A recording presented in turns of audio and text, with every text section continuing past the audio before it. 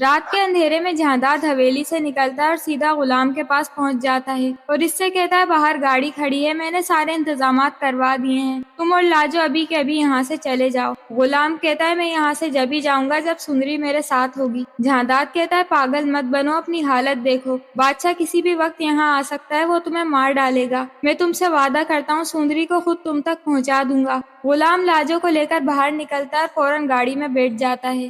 جہانداد انہیں حویلی سے دور پہنچا دیتا ہے۔ دوسری طرف سندری غلام کے لیے بے حد پریشان ہوتی ہے۔ اگلے دن وہ موقع دیکھ کر خورشید کے کمرے سے نکل جاتی ہے اور سب سے چھپ کر غلام کے کوارٹر میں پہنچ جاتی ہے۔ وہ غلام اور لاجو کو آواز دیتی ہے مگر گھر میں کوئی نہیں ہوتا۔ سندری یہ سب دیکھ کر گھبرا جاتی ہے۔ وہیں اسے غلام کا ایک خط ملتا ہے جس میں اس نے لکھا ہوتا ہے کہ سندری تم بالکل پریشان مت ہونا، میں بہت جلد تمہیں یہاں سے لے جاؤں گا۔ وہ اداس ہو کر گھر سے نکلنے لگتی ہے۔ اسی وقت بادشاہ وہاں پہنچ جاتا ہے اور اسے غلام کے کوارٹر میں دیکھ کر اس کا خون کھول جاتا ہے۔ وہ اس کے ہاتھ سے خط لیتا ہے اور سب کچھ پڑھ لیتا ہے اور غصے میں سندری کا ہاتھ پکڑ کر اسے گھسیٹتا ہوا اپنے ساتھ حویلی لے جاتا ہے۔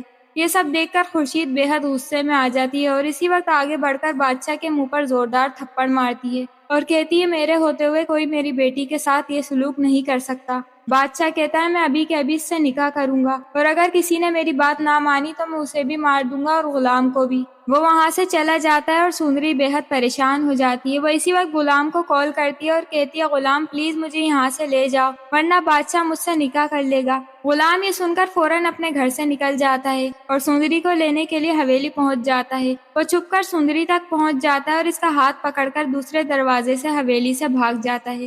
کچھ ہی دیر بعد بادشاہ مولوی صاحب کو لے کر حویلی پہنچتا ہے اور خورشید سے کہتا ہے کہ سندری کو تیار کر کے لے آئیں۔ خورشید کہتی ہے سندری تو حویلی میں نہیں ہے۔ بادشاہ یہ سن کر سمجھ جاتا ہے کہ ضرور غلام اسے لے گیا ہے۔ وہ ہر طرف انہیں ڈھونڈنا شروع کر دیتا ہے۔ دوسری طرف غلام سندری سے کہتا ہے کہ اب ہمیں یہ شہر چھوڑنا ہوگا ورنہ بادشاہ کسی بھی وقت ہم تک پہنچ جائے گا۔ وہ سندری اور اپنی ماں کو لے کر ریلوے اسٹیشن تک پہنچ جاتا ہے مگر اسی وقت بادشاہ کا ایک آدمی غلام کو پہچان جاتا ہے اور فوراً بادشاہ کو کال کر کے سب کچھ بتا دیتا ہے۔ بادشاہ اسی وقت حویلی سے نکل جاتا ہے اور سیدھا اسٹیشن پہنچ جاتا ہے۔ غلام اور سندری اسے دیکھ کر بھاگنے لگتے ہیں اور بادشاہ پیچھے سے فائرنگ کرنے لگتا ہے تو ممکن ہے غلام کو بچاتے بچاتے گولی سندری کو لگے اور وہ اسی وقت مر جائے، یا پھر یہ بھی ہو سکتا ہے کہ بادشاہ ان دونوں کو پکڑ کر اپنے ساتھ لے جائے اور غلام کو قید کر دے۔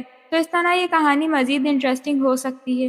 یہ صرف ایک پریڈکشن ہے تو کہانی میں کچھ اور بھی دکھایا جا سکتا ہے۔ تو آپ کو کیا لگتا ہے ہمیں کمنٹس کر کے ضرور بتائیے گا۔ ویڈیو اچھی لگی ہو تو لائک کریں اور چینل کو سبسکرائب کرنا مت بھولیے گا۔